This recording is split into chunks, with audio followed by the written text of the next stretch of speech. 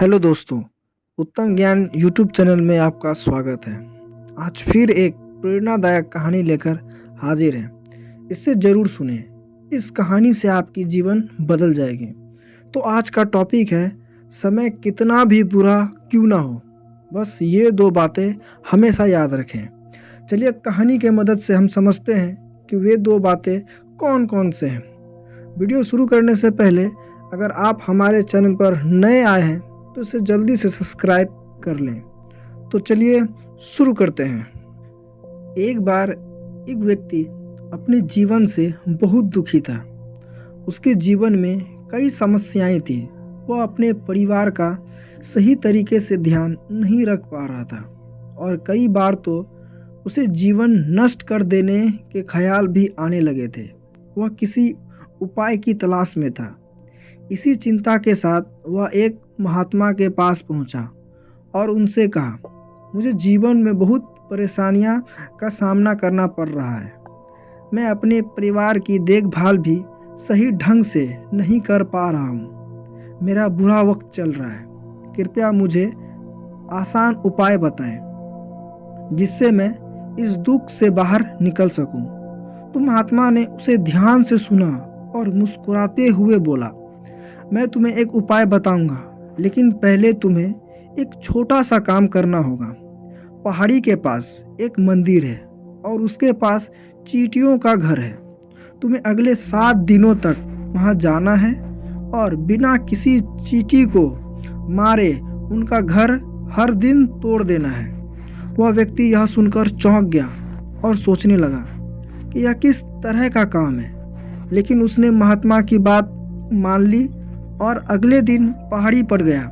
वहां पहुंचकर उसने देखा कि चींटी अपने घर में भोजन इकट्ठा कर रही थी। यह देखकर उसका मन बहुत कमजोर हो गया, लेकिन महात्मा की बात को याद कर उसने उन चींटियों का घर तोड़ दिया।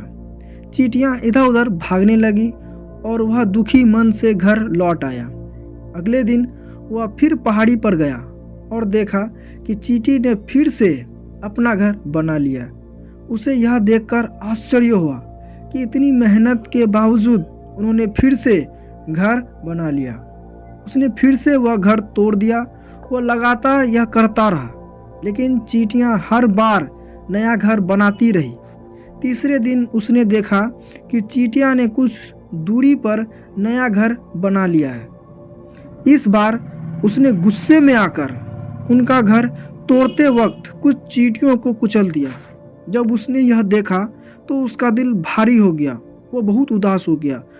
वह समझ नहीं पाया कि महात्मा उससे ऐसा क्यों करवा रहे हैं। उस रात उसे अपनी पर बहुत पछतावा हुआ और अगले दिन वह चींटियों के लिए आटा लेकर आया और उन्हें खिलाया।